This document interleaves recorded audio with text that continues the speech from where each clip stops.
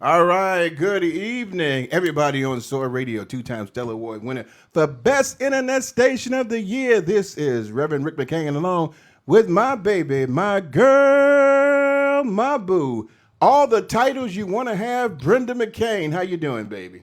Mm-hmm. We trying to make sure, we want to pray for her because she got the coughs again. You know, she gets on the I have on the thing. bronchitis, and this is the bad season for me. You know, and she's coughing and stuff like that, and we can't hear that, so we may have to replace her with a non-cough. You know, what do they call those people, Kenny? That when you're not a paid actor, or you're not a part of the union, other than scabs. I think we may have to get us a scab. Scab. We may have to get us a scab, Brenda over there to sit there for you. Is that what they call? And do That's that. what they call her. A fill in. Yeah. You could do a cutout of me, have me sitting there. No, that's okay. Oh. I don't need to have a cutout of you, see, because then a cutout of you might start coughing too. All of a sudden, I'm like, how did that happen? But everybody, y'all should know us by now. We're crazy like that. We're gonna give a shout out. You got any shout outs you want to do? We're gonna first say, thank you for having our boy, the Rockford Goat, Kenny Crawford. We did get our approval from Justin. So beginning January 2024, we will be going on the air back for 2 hours between the hours of 7 and 9 because we couldn't get Kenny to quit his job and come at 6:30. And you think, why would he quit that? Call those things that be just got nominated. Yeah, he just got nominated for it. And, it's time to go. You just do something different. You're at your plateau. You don't need to be working there anymore. Leave. Do something different. Become an Emmy Award winner producing the Let's Stay Together talk show. But he's not going to do that right now. No. So we got to push the thing to 7 to 9, and we're going to be doing that. You're okay with that, though, right, Kenny? Y'all ain't going to hear Kenny, but he ain't. Okay, so yeah, that's fine. So we're going to start out. You're going to give Kenny a shout-out, right?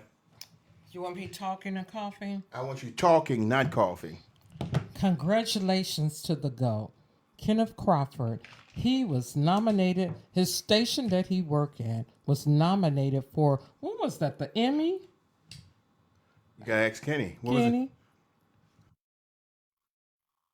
Wow. Chicago Midwest Emmy. And I mean, I don't care what nobody say. You in the block now. You got nominated. So we're grateful to have him working with us because he's going to help us get nominated. We got a nominated Chicago Midwest region, I think you said, Emmy Award person producing our show. Yes. I mean, just think of that makes us feel so regal and special. Mhm. We have an I know, Emmy Award King. nominee producing our show. Mhm. And once we start getting him to talk with us too, It's gonna we're be gonna on we're gonna next year. we're gonna get our awards too. How'd your girl Yeah. say? I don't like popcorn.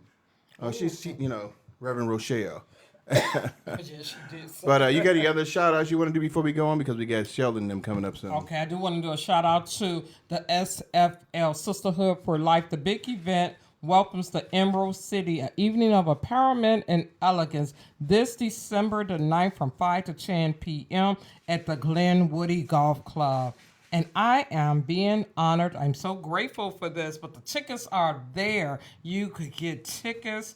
Well, they were $75, but tomorrow they go up to $100. So, but if you're still interested, because it is worth every dollar and every penny. So again, that's the Sisterhood for Life, the Emerald City Empowerment Evening for women only. And it's amazing how you didn't cough at all through that whole segment. No, but about, it's hurting. Honoring yourself. Isn't that wonderful? Oh, wow. It's like we need to have this show dedicated to honoring you, and you may not cough at all through the whole show, but obviously that's not going to happen. But let's go on. We're going to talk about what we're talking about on Christian Rio, and we're going to let you do that, or should I speak because you're still fighting through some things? Christian Real, we will be talking about God can limit your limitations. And we hear this, verse all the time, that God can do exceedingly and abundantly more than we can ask or think. And we hear that and we get so excited, and yet, we've talked about this before, Ephesians 3 and 20. You about to get ready to get me to cough now. That we hear this, and like every time you hear it at the church, people get all excited. Yeah, God can do it. But at the time that we need this scripture the most, when we're not in the church, when we're by ourselves, when we're going through trials and tribulations, we seem to forget that God can limit our limitations. The things that limit us or stop us or make us depressed or put a frown on our face or make us want to stop and not do things, give up. We all of a sudden forget that scripture. And the first two words on there should have given you such spiritual hope that, as we talk about also, that no weapon formed against you shall prosper. It says God can. And after that, you don't have to even worry about God. When God said God can, he's already limited your limitations. And let me tell you how great God is with this. God can. And then God says, I can limit your limitations. And there's nothing that limits God. He has one limit. And I want you to hear the play on words. He has one thing that he is limited on. He can't fail. I mean, isn't that amazing that God said the only thing you can limit me on is that I can't fail. So God can limit our limitations. The problem is that we don't fall back on scripture or God's word or faith and believing that God can. So what we do is that we limit God and what he can do for us. It says God can do exceedingly and abundantly, but it has to be in faith. And what happens so much is that what limits us is us and what we believe in. And I love this, and I'm going to let Brenda talk. I was looking at Isaiah 51 and 1. He was talking to Cyprus, and he says, thus saith the Lord, his anointed to Cyprus, whose right hand I grasped, to subdue nations before him, and to loose the belt of kings, to open doors before him that gates cannot close.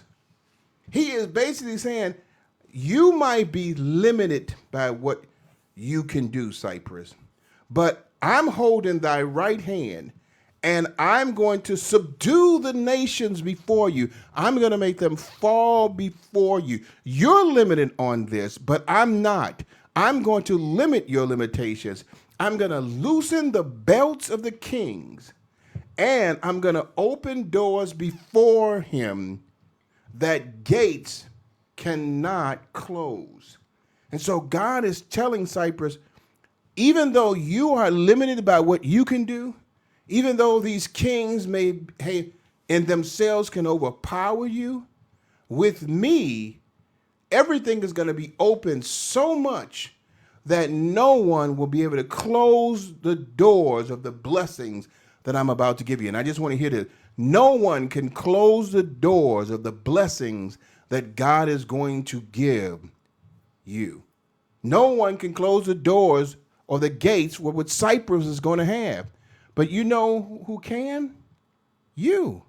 If Cyprus had no faith and belief, God is not going to move on his behalf. So when God can limit our limitations, the first thing he has to do is limit our doubt or remove our doubt. Limit our ability to start doubting what we can do in God's hands. Because what happens is our limitations come when we look at us. We need to stop doing that and look at God. And I'm going to read this, and I'm going to, baby. It says, the summary of this is that God has man's hands. All his limits are taken care of. To break limitations requires absolute dependence on the one who has the power to do so. And so what happens is that when we're going through these trials and tribulations, I don't know I'm going to pay my bill. I don't know how I'm going to be able to pay for college. I don't know how I'm going to be able to go to work. How's my mortgage going to be paid? I don't know how I'm going to do this. I don't know. God limits our limitations if we know where to put our hands in his hands. What you got for me? I'm just going to say I agree with all of that. Girl, you got to say something. You can't just sit here and not say anything. You don't want me coughing. I'm coughing. It's stuck right here. Okay, so you just talked right there. So you have nothing to say. No, I do. Okay. I'm coughing. Okay. So, I mean, Forgive me, everyone. But you remember earlier, I was like, break this topic down for me. But now you thoroughly done that. And so basically, my takeaway is what God has for you is for you. If you continue to believe in him and trust in him. And as I say now, trust the process that God got this. And he's not going to lead you astray. What's that saying? Once he bring you to it, he's going to bring you through it. Mm-hmm. And when you believe, because like you said, you stifle yourself with the limitations, because the only thing we're seeing is the negative. I don't have this. I don't think we could be able to do this. But you got to flip that around. If you believe in God, God will turn it around for you, and blessings can pour out. But we know how we are as humans. If we don't see what's around the corner, all the negativity and the thoughts come, and it's like, I knew that was going to happen. I knew that was going to happen. I should have known. Instead of breathing life into the expectations and the hope of what God could do for us, we do just the opposite. Yeah, there's so much. And it says, I can do all things through Christ that strengthens me. We have these scriptures that bless us, that anoints us, that empowers us. But Satan realizes that for a lot of us, those scriptures only empower us when we're in church for 2 hours on a Sunday. And he has the rest of the week to take that power away from you by throwing things at you that will place you back into your darkness. The limitations that we have, again, is us. There's nobody can stop you from moving forward in Jesus' name but you. Sure, you're going to go through some trials and tribulations, but because we allow ourselves to only get excited about God's word when we're in God's house, and then all of a sudden, I'm blessed and highly favored. How you doing today, girl? I'm blessed and highly favored. But you wasn't saying that when you was by yourself. And so Satan doesn't get upset about you blessed and highly favored because he already knows you've placed limitations on what you've already said. You didn't spoke words into existence that God has encouraged you with, but because you have no faith or no substance of what you were saying, Satan doesn't care that you're doing that because he already knows that what you're going through is more stronger than what you said you are, and all he has to do is wait for your limitations to catch up with the words that you just said. And then for most of us, as soon as we leave the church. And so God can limit your limitations, but you have to have the faith that God can. And that's the thing. I'm so concerned about Christians and so much is that we hear these scriptures and they don't bind with our spirit. We will hear people say things about us. We'll see situations come against us, and we'll let those situations bind with our flesh to make us depressed.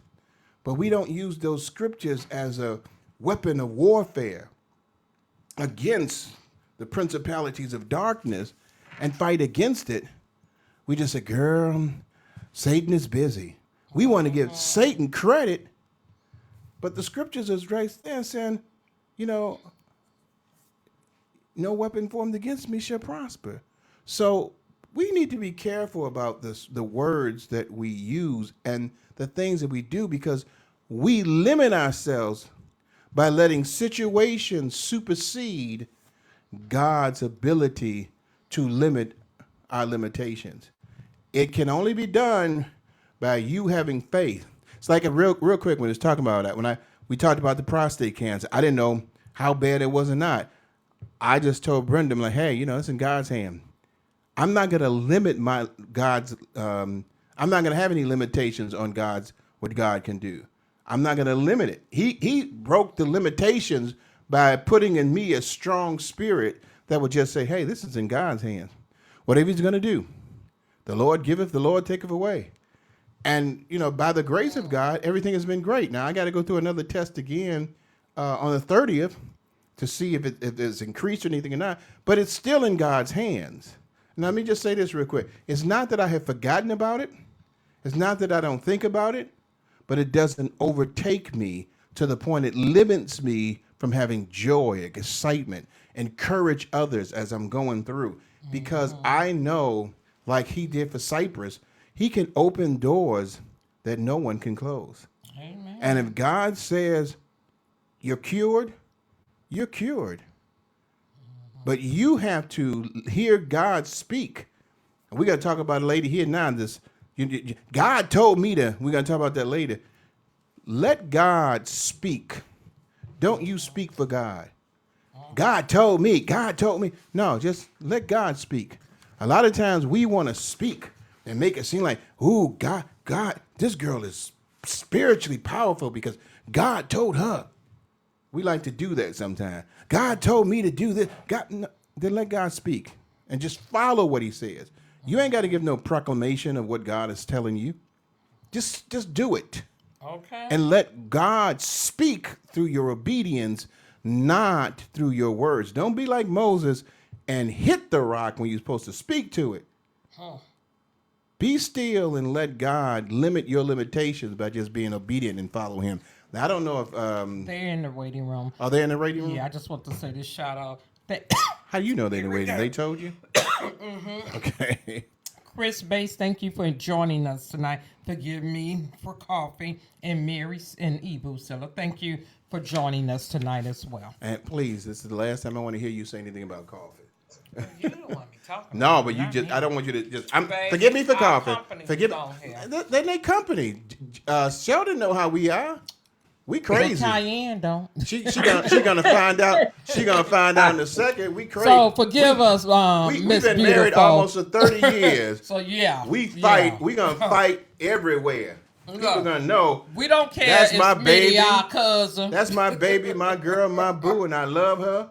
But in front of Smitty too, I'm a fighter. Stop all Y'all that stuff. supposed to be like Bebe's kids. You don't fight, you don't die, you multiply. Right, there you go. And Stop saying. and we multiplied by bringing you on here. That was a Sure did. multiplication right there. So I'm gonna let her go because she may Before I start. start coughing, right? She said she go with coughing again. She's gonna be fined $2 every time she says coughing, Kenny. You take that out of her salary. No, Kenny. Y'all funny. He on my side, I thought. Didn't you just hit a cha-ching? Go I ahead. heard it. I heard it. All right. Anyway, tonight we got the fly guy back with us, Shelton Smith. Excuse me. And he brought this beautiful, I'm going to just call her my hot pepper cookie. Because when I say your name, cayenne wafer, I think cayenne pepper and wafer crackers or cookies. And I'm like, wow. So this little hot tamale over here is a bad sister. Welcome to the McCain train. Welcome to our craziness. And that name, Blind Girl Faith, I love it.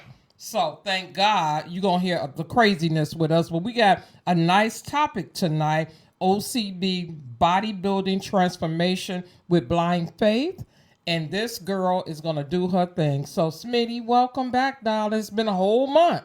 It has. That's 30 days too long. I don't know. I love the McCain gang, the Chicago Fly Guy. Love to ride the rails with the McCains. Yes. And I did bring my girl. I brought my ace in a hole. We have 40 years in friendship, love, relationship, and kinship. Cayenne and I go back to high school in the younger years. When we say back in the day, we are back in the day.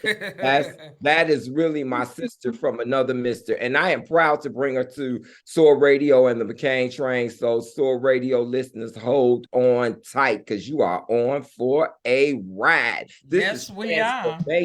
We are in Thanksgiving season. And so we have entered into a new season where we can give thanks. And so who we have with us tonight is none other than Cayenne Wafer, the OCB female bodybuilder. That's important. She is a powerful bodybuilder. Now, last month when I was with you all, we talked about living out loud. So tonight we're going to live out loud courageously. We're going to live out loud faith inspired. We're going to live the two factor. Cayenne is the two factor showmanship. That is resilience and perseverance. And so we're looking forward to her competition coming up this weekend with the OCB. She is going to talk to us about what that is. She is going to talk to us about what the discipline route she had to take. I mean, Brenda, what you eating for Thanksgiving? Sweet potato, mac and cheese? What you have, a slice of sweet potato? That's what we was talking about earlier. Right. Mm-hmm. Cayenne might make me think twice about a piece of that German chocolate cake. That caramel cake. So welcome to the McCain train. And so talk to us about the organization of competitive bodybuilders, which is what OCB is, and your transformation process. Welcome, my love. Give us the goods. Do tell. Hey, y'all, how y'all doing? I hope everybody's all right. I see good. already we are in high spirits here right before Thanksgiving, which is very good. I started my journey it was a weight loss journey. So I have had high blood pressure, diabetes, cholesterol, the whole shot. And at 48 years old, at about 50 years old, I was like, there's too many pills to be taking all the time at 50. So I started on my weight loss journey. And I lived in Albuquerque, New Mexico for 6 or 7 years. So my journey is not only just a weight loss journey, but I was in the wilderness. I was a little wayward when I was here in Chicago, and God said, no, we're going to take you out of here and we're going to just drop you off in the wilderness. And that's where I was, where I had to rediscover myself, and I had to do some painful looking at my own self. So I started the weight loss journey. I started working out at a gym. No, let me go back. I have some sorority sisters in Maryland who are bodybuilders, competitive. They've won their pro cards and all of that. And I told them that it was a bucket list.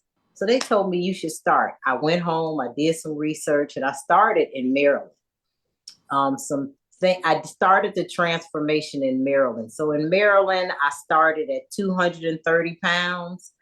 So I was still kind of grappling with what was going on. I eventually went to a gym in Maryland and started at a gym in Maryland on the weight loss journey. But it was when I came back to Chicago that things turned differently.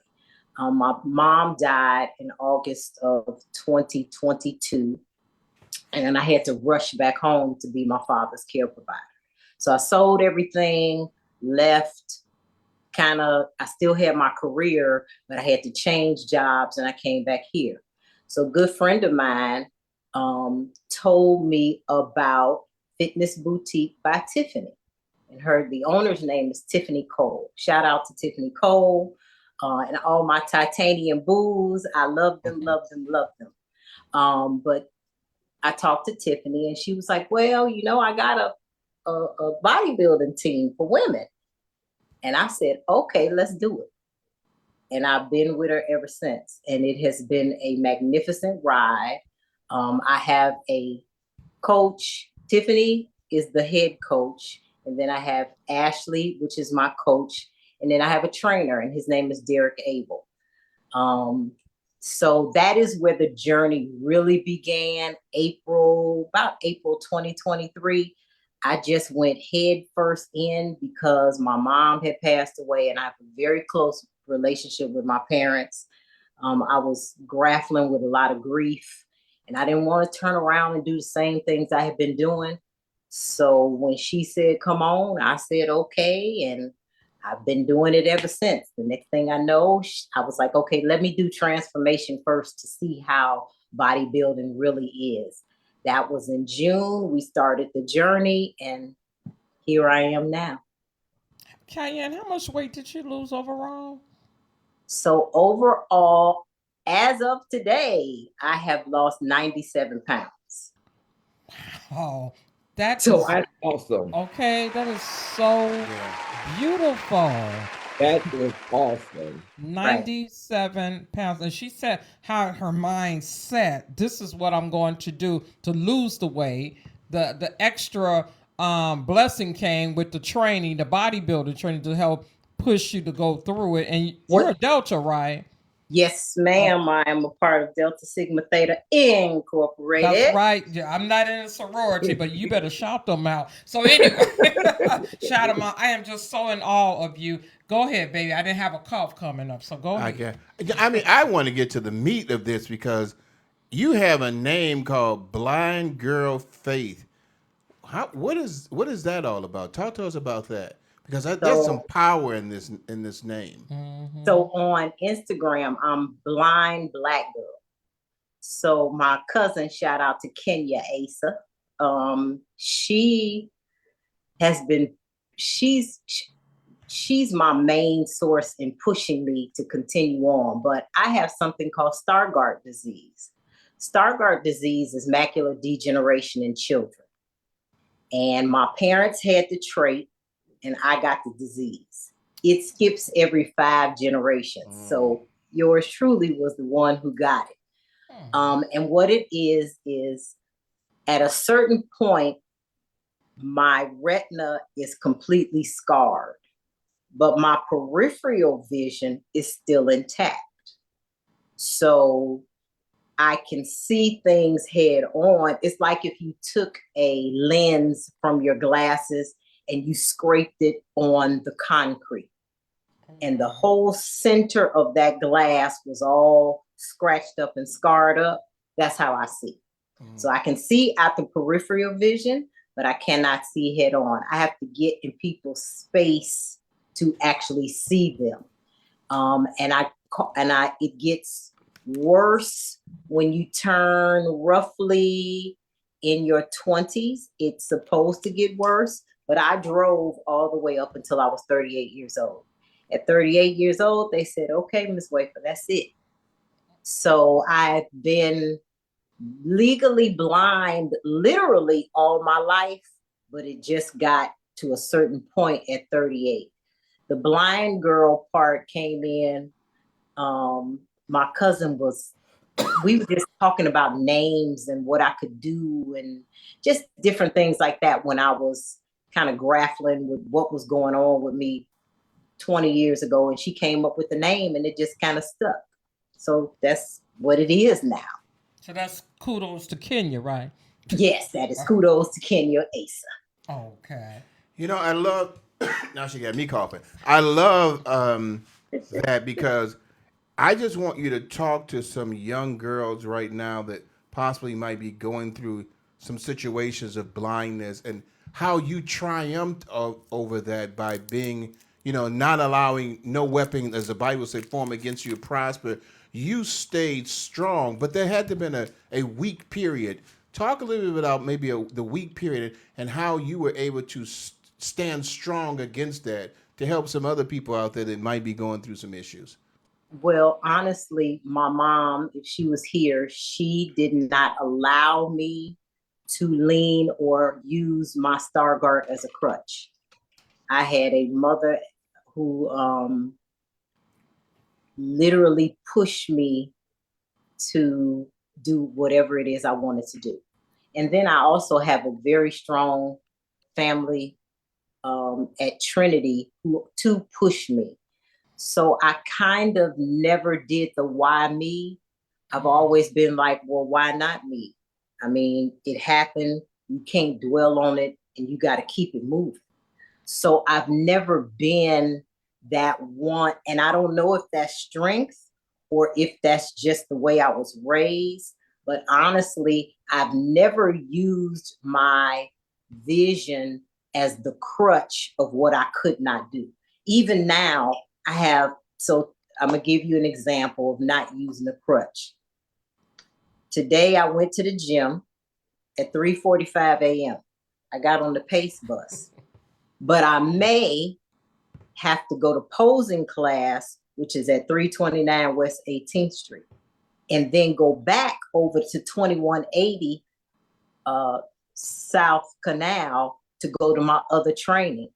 Well, I may be able to catch the PACE bus and go over to the gym.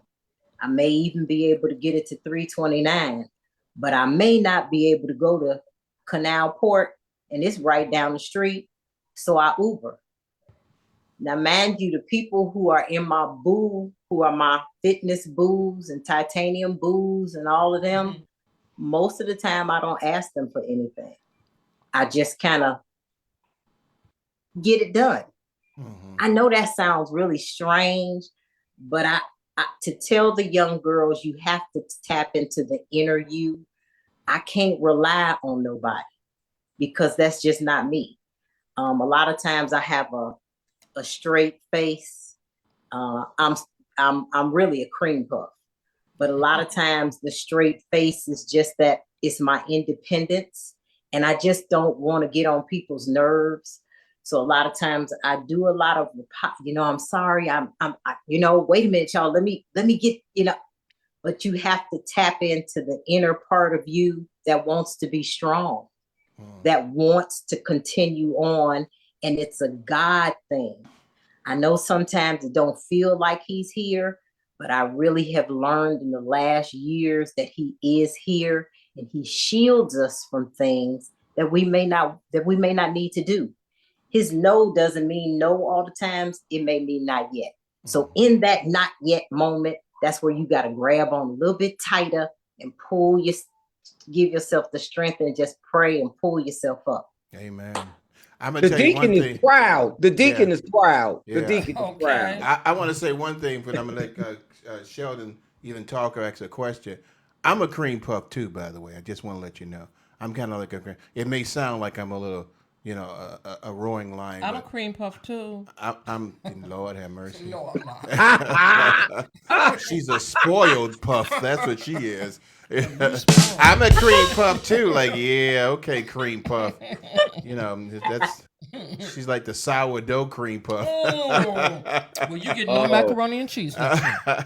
Sheldon, what you got to say? You want to comment or question anything? Hey, I am loving this discussion because, as I said, Cayenne, the sister, is the empowerment. She is the showmanship, two-factor resilience and perseverance. And what I'm hearing is she is determined not to allow a disability to define her or deny her.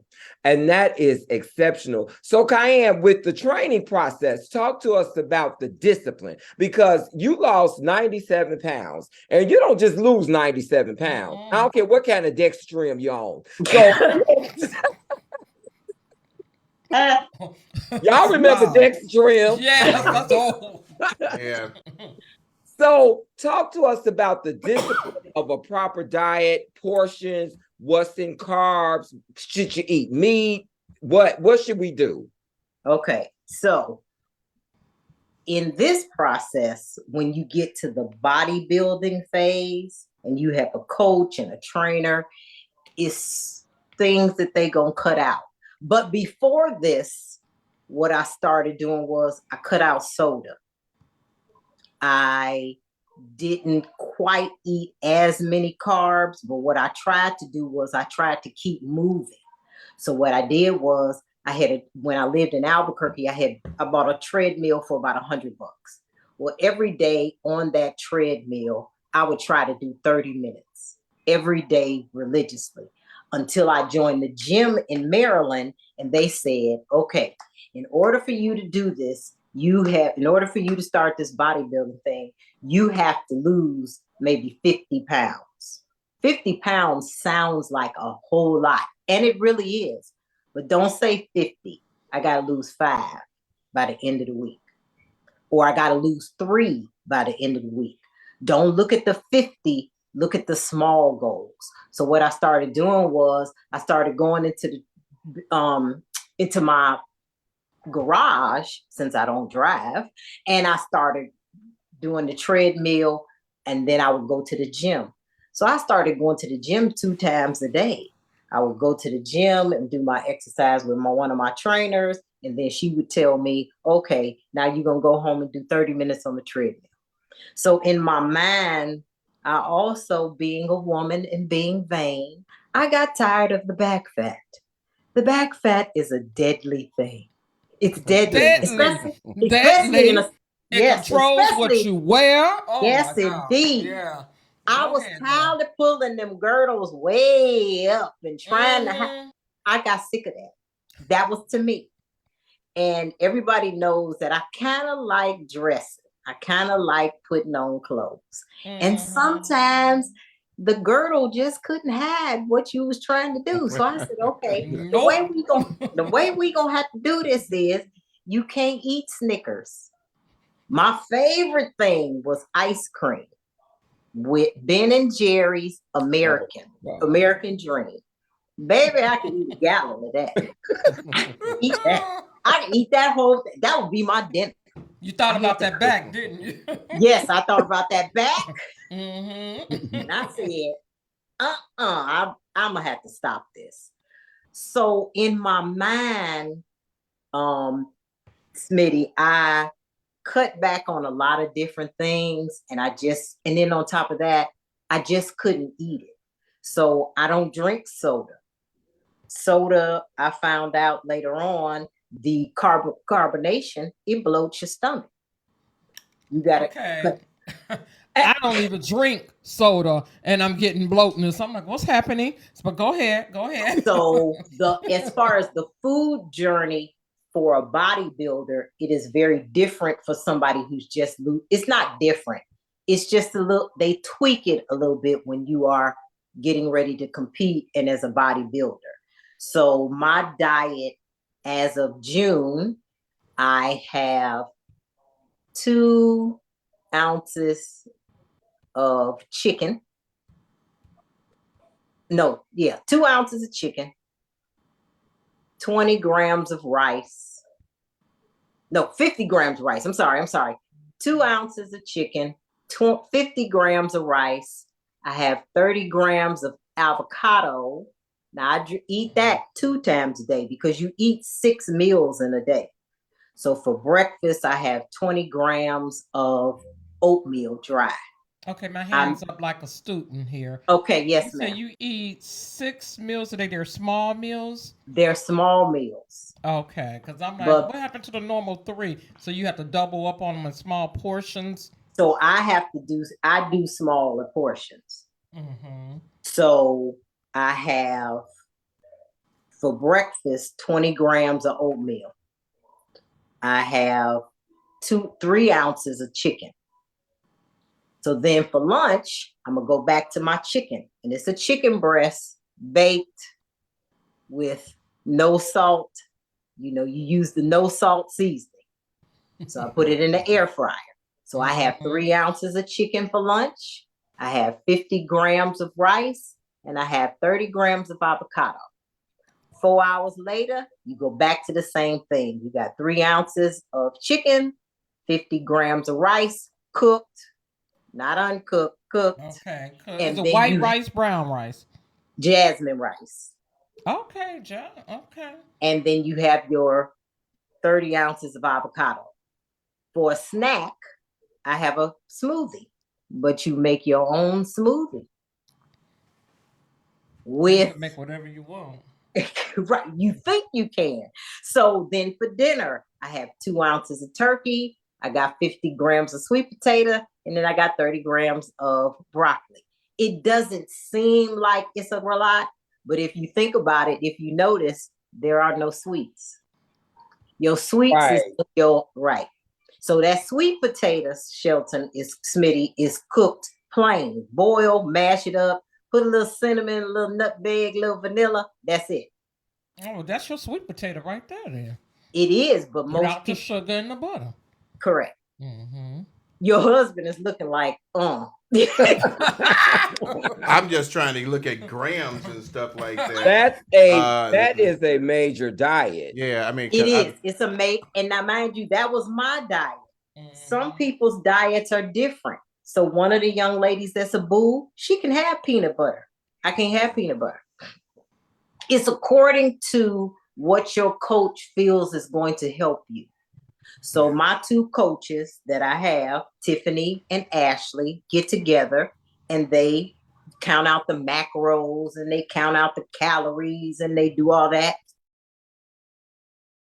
that, I mean, I'm still trying to focus on the grams. How do you measure the grams? But I'm not. My thing, and I love, and one thing, thank you for at least having on your shirt, not embarrassing me with all your muscles, because I'm trying to keep mine together here. You're like, stand there. But I mean, for me, I love encouraging stories, and I just want to get back to the blind girl of faith. Have you worked with any other people who have like partial blindness or Oh, something like that yes. to help them with that, and also bring them into this program as well? So what happened was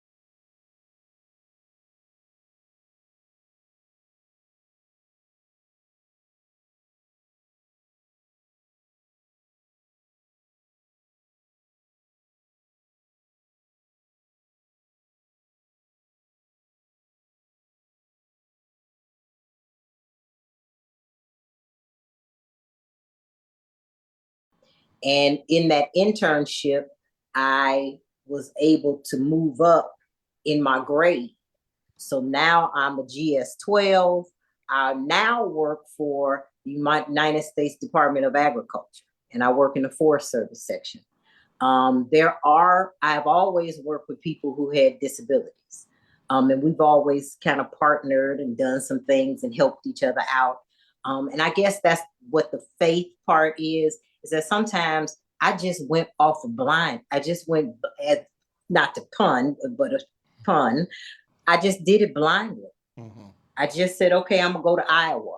Well, then when I got the internship, they said, okay, well, now you have to move to Clovis, New Mexico if you want the internship. Clovis, New Mexico is probably as big as y'all's desk right there. I left Clovis, New Mexico and went to Albuquerque, New Mexico. Left Albuquerque, New Mexico and went to Maryland. Then I left Maryland and now I'm back in Chicago. Mm. That's resilience. Yeah. I'm thankful that you're still working with, handicapped people like me. Yes. I was going to say Brenda, but she's getting mad at me if I said that. But me and her going to talk. We're going to have a long conversation. Are you interviewing her? Mm-hmm. She is my Golden Diva next month. And so, we're going to probably cut the talk. This is great. You want to talk a little bit about that before we go? Honey, thank you so much. I'm going to tell you, I'm inspired because I just love to see people who have challenges in life and overcome them. I mean, you a bad sister because you up there with a G12 now. You a bad sister.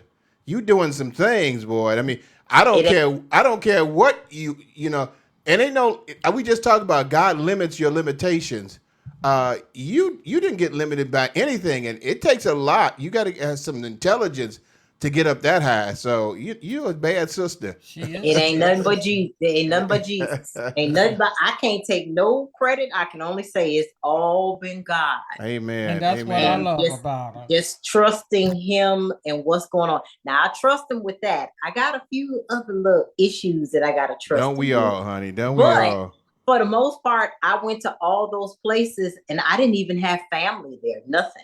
When I told Shelton I was leaving and going to New Mexico, he was like, do you need a passport? I was like, no, New Mexico. West. Not over there. Not that way. Not Mexico, New Mexico. Right. So it's just a matter of my family, my friends, I've had a plethora of people who stand behind me, who prayed for me, and I can't thank nothing but God for them.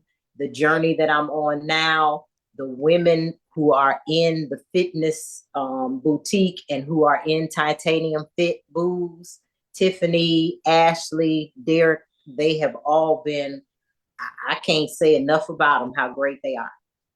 Okay, and this greatness, we know we're about to end this, but next month with Club 50, I will be interviewing this beautiful Titanium Boo. This dynamite over here. So, Cayenne, I love you for coming on our show tonight. I will be in contact with you with some questions after Thanksgiving. And this has been a joy. Thank you all very much. So before we go, Cayenne, can you tell us real quick about where's your competition Saturday? What you competing? So the competition is on Saturday in DeKalb, Illinois at the Egyptian Theater. And I am going to be in the transformation category, which is the first category of bodybuilding to get you warmed up. So I am in transformation, and it starts at 1:00 in the afternoon.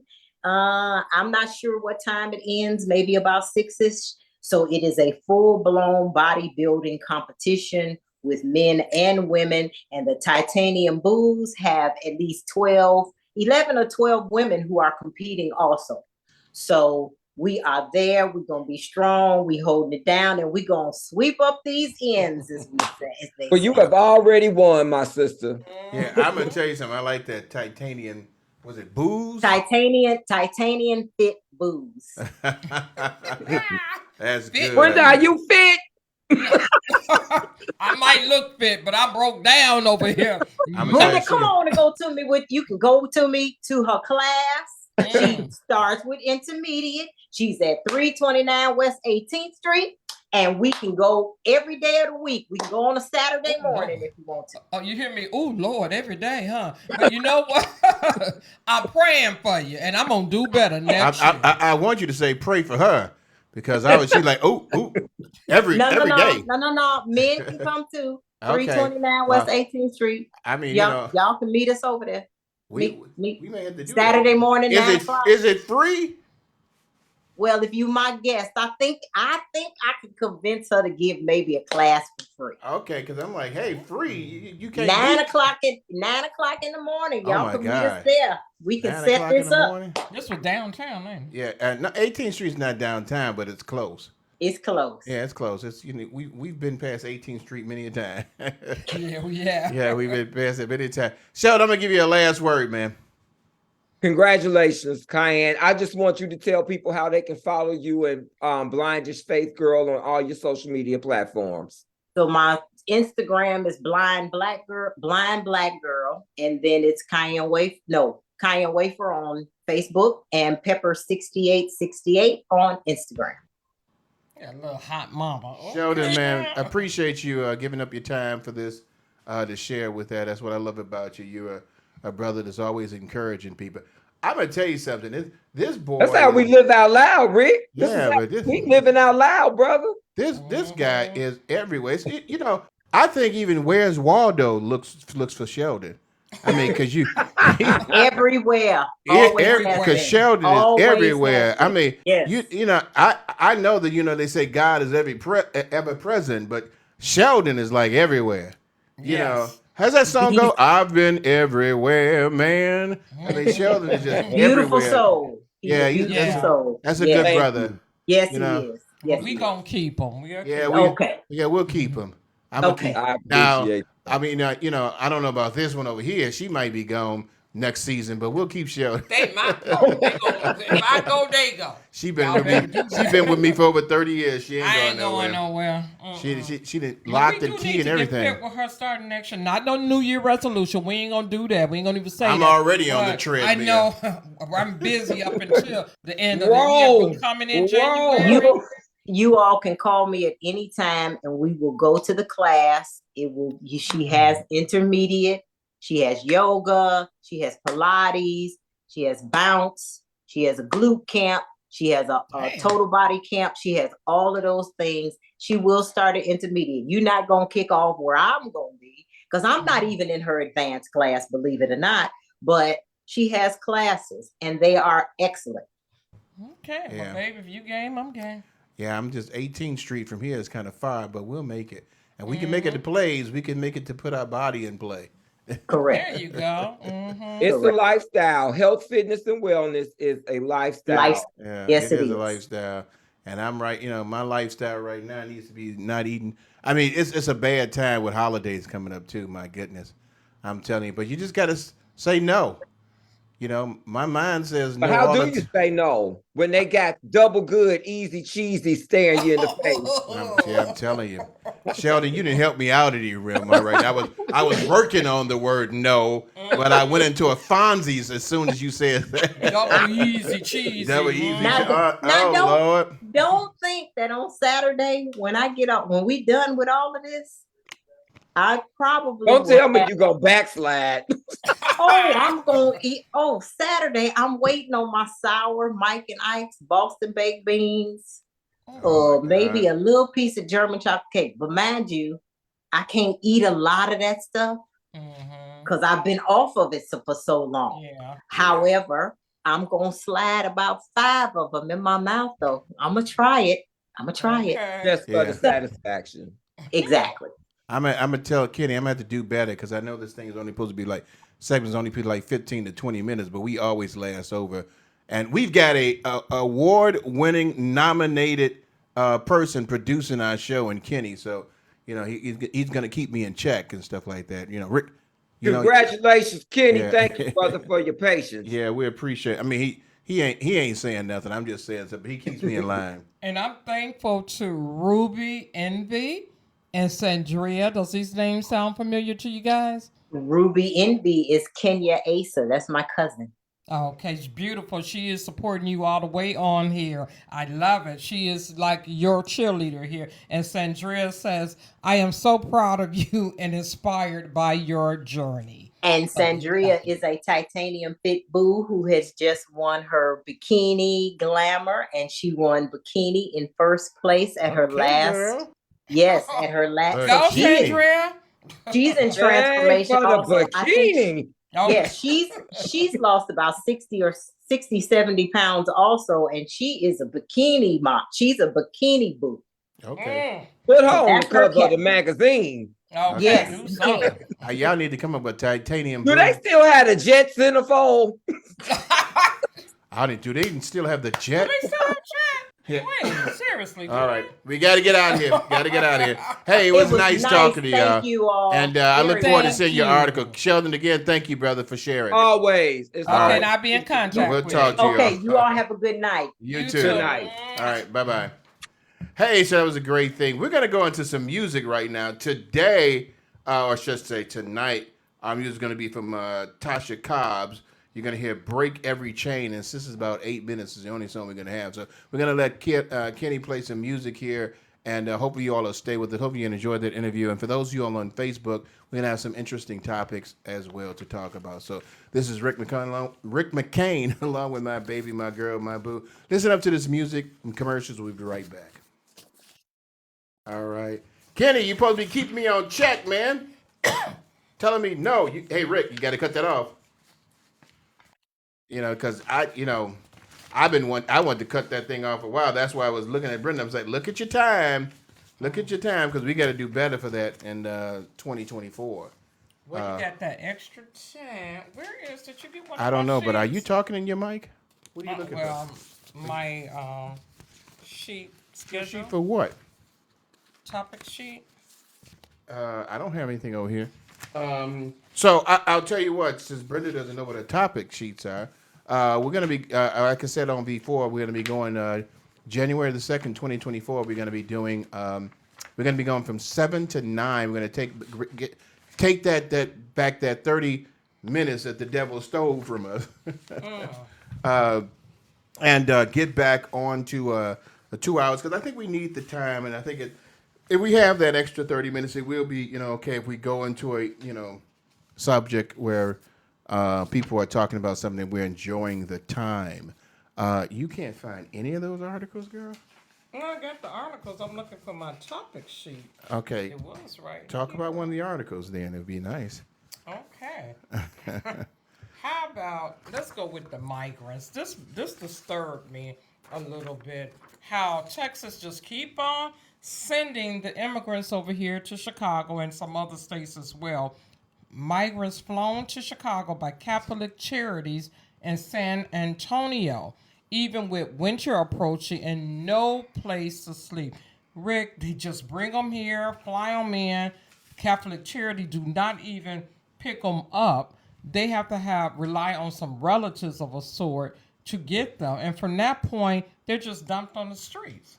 It's like they need, the winters are brutal here. They need a place. Yeah. And we were going to I don't know if it was Goodman Theater or something like that.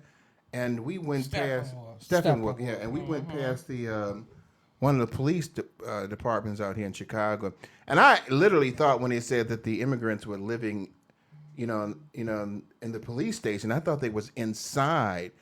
They've moved them outside now, and it looked like a war zone over there to me. Tent city. Tents, everywhere, and these small tents that, real thin, and these people are laying on the ground outside, and it just really troubled me seeing that.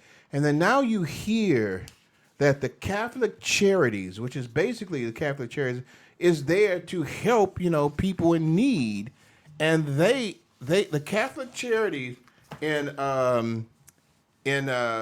San Antonio has decided that they're going to follow the mayor's, the governor, I should say, and what he does by just, shipping immigrants to the Chicagoland area. What they did was they decided they're going to send them on planes, send them here, And they don't even tell the Chicago people that they are coming. They don't tell the Chicago, the chapter of the Chicago Catholic Charities that they're sending them. So these people get off of the planes and they have nobody there. And now that this is what the Catholic Charity says. We are founded more than a century ago to meet human needs. We occupy everyone's needs regardless. We accommodate, everyone's need regardless of their faith, race, and gender. And they basically said that their purpose is to improve lives and nourish spirits, strengthen and empower people, family, and communities, create and share opportunities for families out our faith and values. I don't know what it means. Families out our faith and values, but this is them. They're supposed to be there to help people, human beings, with money and assistance and everything. And what they did was, since the governor of Texas is just sending immigrants to Chicago with no notification, the Catholic Charity followed the same thing that they did. I'm like, what kind of religious charity are you that you're just going to push them on a plane, send them here, and don't even don't let the other charities know that they're coming? And a lot of these people, they were saying they got off of the plane and they didn't know where to go. They didn't know what they were supposed to do once they get off the plane. You just dropped them off. At least we gave you a plane ride. A plane ride to where? They don't have any relatives. A lot of them didn't have relatives or anything. So it was just, when I heard this story, when I read it, I'm like, shame on you, Catholic Charities. This is like being a Catholic but not practicing. Oh, yeah. When they say, I'm Catholic and I'm not practicing. Well, obviously the Catholic Charity Church is not practicing either. Because if you're going to take a human life and just send them somewhere else because you don't want to be bothered with them in your city or your state, and just send them somewhere with no recompense of trying to help them, then you're just like a Catholic that doesn't practice. Well, this next story. This next story is interesting here. Gospel singer almost booted off Delta Airlines flight for singing new single. Okay, she's a Grammy nominated gospel singer, and okay. We're gonna come back to Yeah. that. We're gonna about 30 seconds. We have about 20-something seconds left. We're about to get ready to go into thing, and I do want to read that. And before we get into other things, real quick, we'll make sure that we get into everything okay. But we're gonna talk about that in a few seconds. For those of you all listening on Facebook, we're gonna be going back into Soar Radio in a few minutes. So we're coming in now. All right, everybody, welcome back to Let's Stay Together Talk Show. Your host, Reverend Rick McCain, along with my baby, my girl, my boo, author, and blah, blah, blah, blah, blah, Brenda McCain. We are, I just can't say these titles, just too many titles. We're going to be talking about a topic here real quick. We get about maybe less than 30 minutes, but we're going to get everything in that we want to get in. But I need to make sure that you check out the JD Morning Show each Wednesday between the hours of 6 and 8 a.m., only on Soar Radio. Here, Justin, Kenny, and the gang talking about some great subjects that you're gonna want to hear. So make sure you look at one of the best shows on Soar Radio. I said one of the best. Another one is, Let's Stay Together Talk Show. You can check them out on Wednesdays. They're the best show on Wednesday. You can check out the JD Morning Show each Wednesday between the hours of 8 a.m. only on Soar Radio. 2-time Stellar Award winner for Best Internet Station of the Year. We once again want to say congratulations to Kenny and his radio production group over there for getting nominated for an award. We have a nominated award producer handling our show, and so we're blessed for that.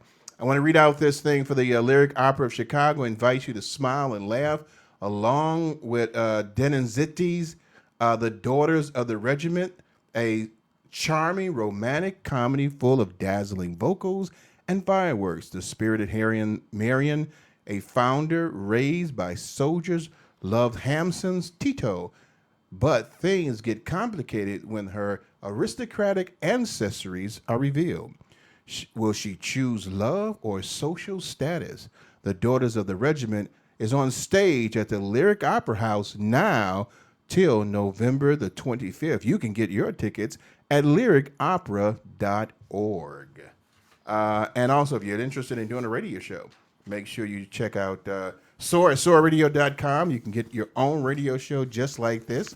So contact them at soar at soarradio.com, and you could be talking on the radio, doing a Zoom, whatever you want to do to praise God in your own way. And I want to give a shout out to Gatlin. We're reaching out to him. That is Janine and Dan's son. No weapon formed against you shall prosper. My brother, you're going to be doing some great things. Baby, that story you're going to talk about, let's talk about that real quick at a 5-minute clip and see if we can get through that, about what happened with this gospel singer singing on the plane. 36-year-old Detroit-born Bobby Storm was nominated for her a Grammy-nominated gospel singer. She was nominated for a featured vocalist in the 2024 album, The Maverick Way. Now, she's excited and everything, but you're on an airplane, you're singing this, and some people, happy for you, clapping and everything. But when the flight attendant or the staffer, as they call it, tells you to stop singing, you need to stop. You don't negotiate, but she threw the big one out and said God told her to do it. And he was like, well, I'm telling you not to do it, not to sing. So they tussle back and forth with some words. She shut it down, and when he left, babe, she told the people, I could sing it quietly for you, and you guys could buy my new album. It's streaming now. So you think that was more let me get all I can right now off of this? Yeah, before I go on, I want Kenny to say something. What's the name of the woman's name again? Bobby Storm. Kenny, have you ever heard of this gospel award-winning person, Bobby Storm? I'll let him respond to me on that. I think that she was being disobedient. And this is what the problem we have sometimes when people say, God's told me to do this. And I'm going to take the high road on that and say, okay, God told you to sing. You sung. The man on the plane told you to stop because it was causing some confusion on the plane. Some people didn't want to hear it. Somebody didn't want to hear it. You become disobedient. You're going to say, well, God told me to sing.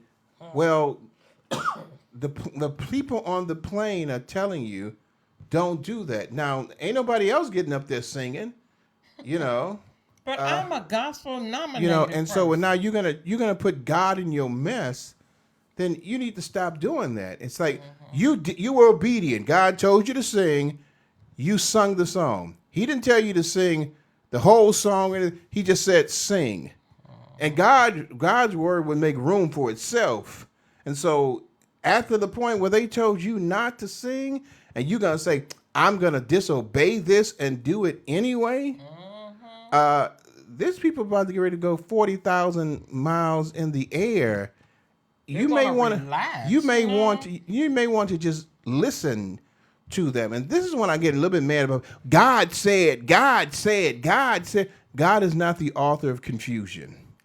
What you did was get yourself involved in some confusion, and at that point you should have stopped. Okay. It's almost sound like a relationship letter, but it's not. But I think you should have stopped. Yeah. We're gonna be talking about again the making marriage work thing here. What we got for that, real quick?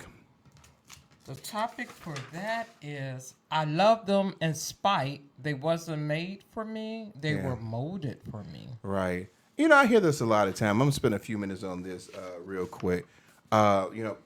People getting married in the relationship, like this man with this is my, I forgot what the word I was going to use, a spiritual something, soulmate. And then we always think the Bible tells us that Eve was molded from the rib of Adam. She was molded from him. She wasn't made for him. She was molded for him. And what I'm basically saying is that in every relationship, you have to mold yourself into a something that becomes one, as the two becomes one. I've seen so many people that have been divorced from their soulmates because they want to think that that's my soulmate. I'm looking for my soulmate. No, you're looking for someone that is willing to be molded into the example of marriage that God has for us all. Let me tell you something. Me and Brenda have been together we're going on 30 years. We've been together for almost 32, 33 years. You know, how did my boy Bernie Mac said, I didn't say it for an applause. I'm just trying to tell you something. he we've had a lot of trials and tribulations. We have a lot of disagreements. I mean, that's why we play on here and stuff like that, because, we have a lot of disagreements about things. But throughout those years, because we trusted God's molding process, it's allowed us to stay strong with each other in spite of the things that will try to break our relationship down. And I think a lot of times people want to hold on to words or cliche or something that sounds spiritually wonderful. That's my spiritual soulmate. Yeah, that's my soulmate there. Y'all been married for two months. Okay. What you gonna have to do is find a way to the two to become one. And the only way you do that is that you combine or mold. You got to learn the things you like about her and the things you don't like about her. She's got to learn the things that she like about you and she don't like about you.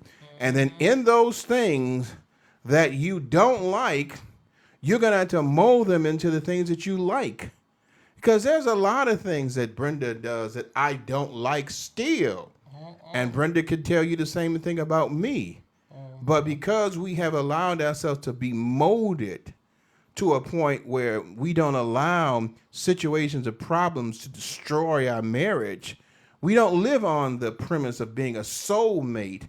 We live on the premise of being molded mates, that we've been molded by God, that he allowed us through him to mold us together, that we can be able to fight all things, all challenges, all situations that come against us in our marriage. And so when you say, I was made for him, you were made for a man. A wife, a man, and a woman were made to be together because God predestined that a man should leave his mother and father and cleave unto the wife, and the two shall become. The word become means to bring together. It doesn't mean, so it's you're being molded for that. You people say, don't I make a cake? Yeah, but you do know that you mold the ingredients are molded together. They're combined together. And so I don't want people to just say, we're made for each other. It's almost as though it's just you two and that's it.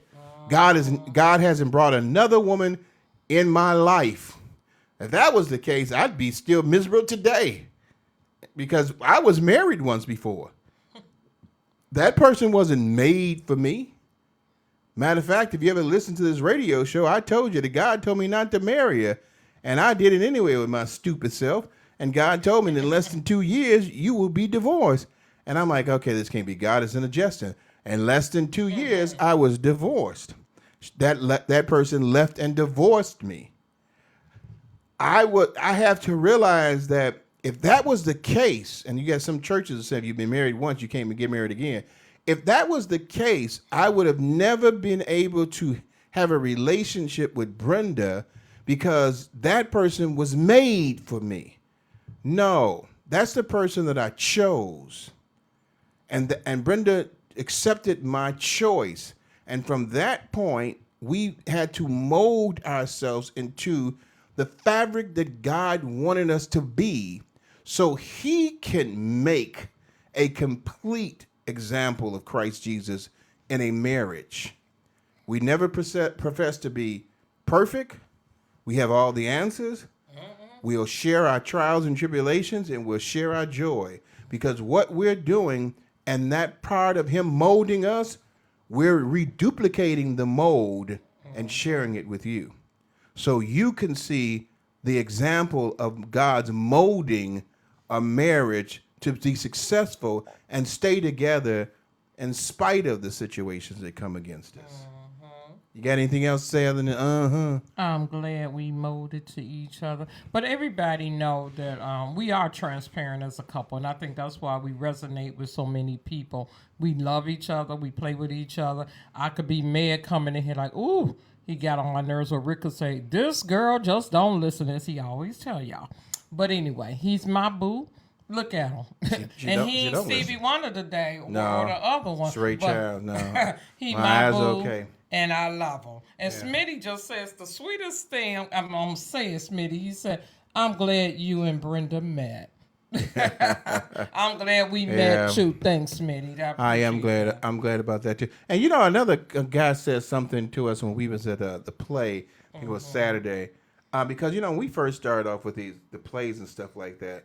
You know, people wasn't nice to us. I'm just gonna be honest. There was a lot of Caucasians that wasn't nice to us when there. And then we've been doing this for almost 9 years, going on 10. And this guy, he saw us and he said, look at this, the first family of theater. And I thought that was so nice for where we came from to people to see that. But the process of what I'm trying to say is that when me and Brenda came in there, we had to mold people into accepting us. Yeah. We had to first be friendly. The Bible says you want to get friends, you need to first be friendly. Even when they wasn't friendly with us. You know, and we molded ourselves. We changed pretty much the dynamics of how critics were looked at. Yeah. You know, before we got there, critics wasn't taking pictures. They wasn't talking to the actors and stuff like that. They were just going home. They were just talking to themselves. And then, you know, all of a sudden now we came in here and it's like this Hollywood couple. Now, there's a lot of people that still don't like that about us. Yeah, but because we molded the outlook of how it should be compared to how God molded us as two becoming one, everybody now sees us as like that couple. Like you said, the first family of theater. And I thought that was so wonderful for that to be said. And this was not African American. Right, that's true. That was such a beautiful thing. This is a great segue into Let's Play. Okay. We had.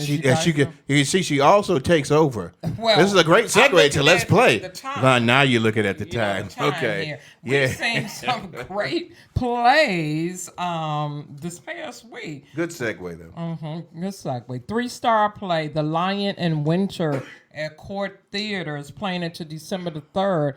What's your thoughts on that real quick, man? You know, I enjoyed it because I like, you know, Shakespearean Greek tragedy kinds of plays. It's about a elderly man who's king who's trying to find a successor for him because he's looking at his life being over, and he has 3 sons and he's trying to choose which son he should be. He has a favorite, which is young, but the young child is not very, you know, strong and powerful. You know, he's kind of weakish. And so it becomes a situation where he cheated on his wife and she tried to go against him and he put her in a dungeon. If you like Shakespearean Greek tragedies, this is a great play. One of the things that I learned about it when I was reading on it is that this play, The Lion of Winter, was one of the things that Lee Daniels used as his premise for writing Empire. He used that and Dynasty as part of his premise for writing the story for Empire, The Lion of Winter, because it talks about family tragedy and, you know, struggles and tragedies that have with it. I thought the actors, the one that played the King Henry and his wife, and I can't, Antigone's, I think her name was. I have no idea. They did an excellent job with each other. I enjoyed it. I gave it 3 stars, but if you're not really into these kind of plays, it might be difficult. Okay, 3 stars to that one. The next 3 stars we gave to Beetlejuice, the musical. It was playing at Auditorium Theater. It would be there only for a few more days until November the 19th. I didn't understand the fascination with this, so we had to watch the movie. Well, Rick probably seen it and watched it with me before the play. But it was cute. It was just a cute thing. Yeah, it was Michael Keaton was one of his popular shows. It's become almost like one of those cult fictional things that you watch in the Halloween period. Watch that paper. But there she go, rolling her eyes at me, y'all. Y'all saw that on national TV, rolling her eyes. I told you she don't be listening. But at first I told Brenda like I was at a somewhat recommended, but I think the guy who played Beetlejuice did an excellent job. He was really funny. He really made that play interesting to look at. So I did give it 3 stars. Recommended. Again, if you've never seen Beetlejuice, you may not get this.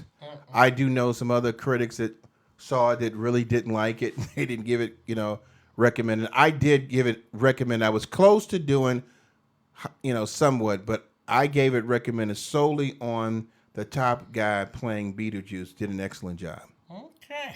And this last one, 4 stars. We both love this one. Playing at Marriott Theater. Beautiful. Yeah. The Carole King musical. It will be there until December the 31st. When I say that was an excellent musical, and we seen it before, it was excellent. Yeah. We seen it this time, it was excellent. So Yeah, we're gonna see it 2 more times because they're gonna be coming to Drury Lane, I think sometime early next year, and then it's gonna go to Paramount Theater as well. Beautiful is like my top musical that I like. Carole King, if you don't know, in the '60s and the early '70s, probably had her and her husband probably had more top hits than anyone. I mean, they wrote songs for the Spinners, the Drifters, for the I think the Temptations was in there. yeah. I mean, she wrote a lot of songs like that. Up on the Roof. I mean, they wrote a lot of songs. The Righteous Brothers. What you hear about that song? I mean, she was powerful, and then she really was in the background for a while. And then when she did her own music album called Tapestry, it really brought Carole King to the forefront as being one of the top musical writers of our century. And so I love the music of Beautiful. I always love going out to Marriott. It's a stretch for us, but in Lincolnshire, but they always give out great plays, and Yeah. Beautiful is also a good play that you want to go see. 4 stars for sure. That #1 song, You Got a Friend. Yeah. That's You just call oh my God, makes you just want to out cry. my name. Mm. Oh, okay, you through. yeah, I'm through. I don't want to sing too much here, guy. I want to say this, switch up a little bit. With Club 50, I have a big interview, Golden Diva interview, coming out tomorrow. Once a year, I interview a young person that's not over 50. Young lady is 37 years old, and she is a powerhouse. It is associate attorney, Brittany, and I never could pronounce her last name correctly, but Shatuni. Okay, she's a beautiful young lady. So check out that interview tomorrow at Club 50. You could read it at theclub50.com. I just want to say, isn't this the young lady we was trying to introduce to Kenny? Yes, yes. The producer Kenny was trying to introduce this beautiful attorney to Emmy him. nominated Kenny. Now he's nominated. He got some couple of notches on it. We got to get them together. Kenny, you still there? You look at my Facebook page and look at that beauty. 'Cause she is a beautiful little pistol there in a good way. I love her, love her, love her. She's going to be supporting me next month, and I love her for that. As I say, one of my theater daughters. So, Club 50. Halloween is over, and the holidays are in full swing. If you need those banners, invitations, anything, flyers, let me know, because it's going to be on and popping. I see this season people are going big, I guess, because we back out in the world. They are going big with a lot of stuff. So if you need to make it bigger with the Wow Factor,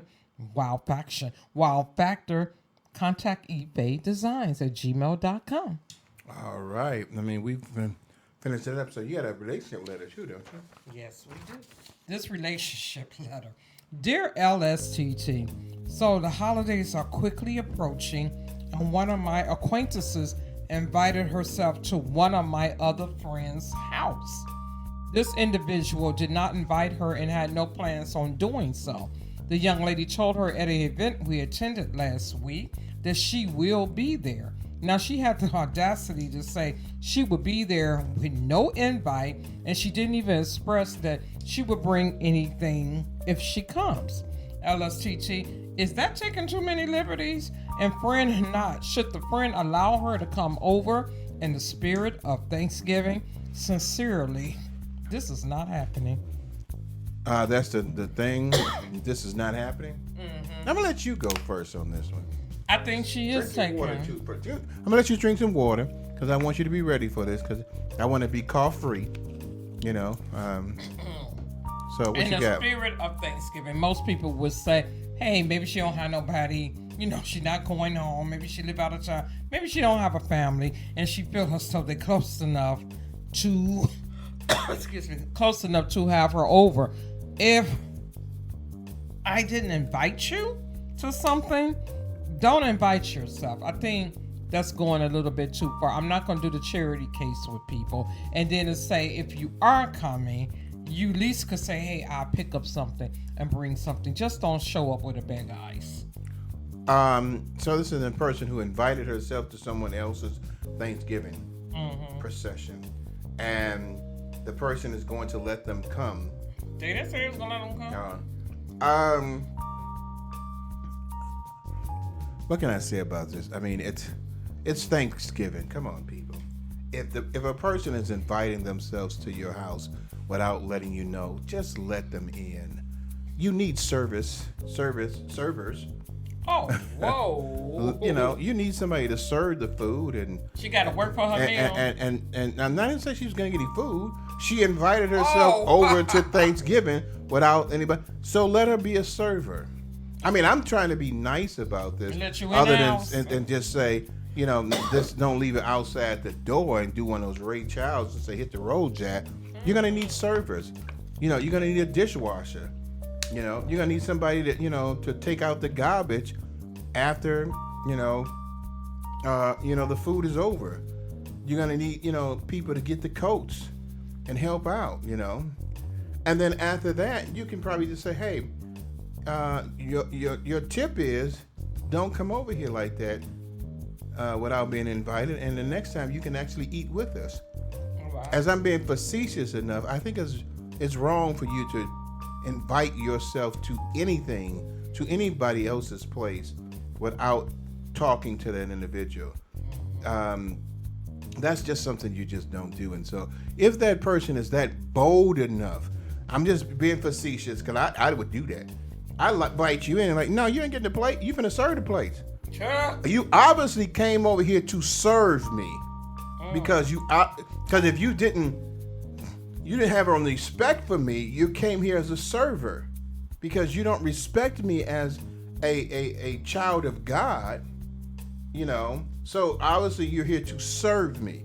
You had to come over here in a respectful way to say I'm going to serve you, because any other way everything is disrespectful. And so I'm going to take the upper road and say, hey, this person is coming over here to serve you. Let them serve you, and then once they get through serving you, you can let them know the next time we'll invite you in as a guest. Well, okay then. I guess sincerely not happening. You get where we stand. Thank you for writing this letter. It's almost like that thing like, what the hell? Yeah. What? I don't never like if you just do the black way, what the hell? Because to be honest, we got a few seconds here. You know how we are. We're gonna be talking about. I can't believe this girl. She outside right now. Girl, what you gonna do? I don't know. You're gonna go through all this. What you doing here? Nobody invited you. Well, girl, I just thought no. How you think you're gonna? And then it'll be the whole Thanksgiving conversation. So at least thank her for at least giving you something to talk about. Okay. Because that's all you're going to be talking about is who the heck does she think she is Coming up just in here. showing up to me, You know, like that song, y'all gonna make me lose my mind up in here. Up in here. So- and she gonna make me lose it. I don't like that. I'll look at you through the Wow. peephole and not let you in. Hey, if you got any relationship letters you want to send to us, send it over to Let's Stay Together Talk Show at gmail.com. That's let's date I can't say anything now. Let's Stay Together Talk Show at gmail.com, and we'll let you know when we read the letter. It's this cough drop that I have in my mouth. We got 1 minute left to go here, baby. You want to say something before we go? Love you guys. Be safe. And again, next month we will not be on the air, taking a break for the holiday. And in the year of 2024, we are going to 7 to 9 p.m. All right, we're going to play the song. I'm going to have Kenny play You Know My Name by Tasha Cobb Leonard. She changed her name and got married with this song. And we're going to be out here. So we'll see y'all next Tuesday at 6:30 only on Soul Radio. 7 o'clock. 7 o'clock. I'm still trying to get Kenny to quit his job. 7 o'clock only on Soul Radio. We'll see you then. Bye-bye. Bye-bye. All right. Man, you kind of melancholy over there. You all right? What you doing? Uh-oh, is it cutting Hello? off there? Oh, I mean, we are still on Facebook. I forgot about Rick. You kind of melancholy over there. What you doing over there? That's what Brenda was saying to me. I'm playing the Muppet thing. Y'all don't know when I'm talking to Kenny on this thing. I noticed that, but you know, we gonna get Kenny to man. I mean, and Kenny didn't say nothing about the girlfriend, but we gonna talk about it off the air. But He must have looked. again, we want to give a shout out to our brother, the Rockford Goat Kenny, for being nominated with his television network for a Grammy Award, Chicago local Grammy Award. What was the name of it again, Kenny? Emmy. What I said? What I said? Grammy. It's an Emmy. He's gonna get the Grammy next year. They don't even give out Grammys for that, but he got the Emmy Award for that, and so we want to give a congratulations for that. See, I haven't won an award, so I keep on forgetting. The greatest reward I've won is sitting right next to me. Thank you. Thank you, babe. Yeah, man, can I lie? We got to get out of here, and we'll see y'all next week, 7 p.m. Tuesday. See you.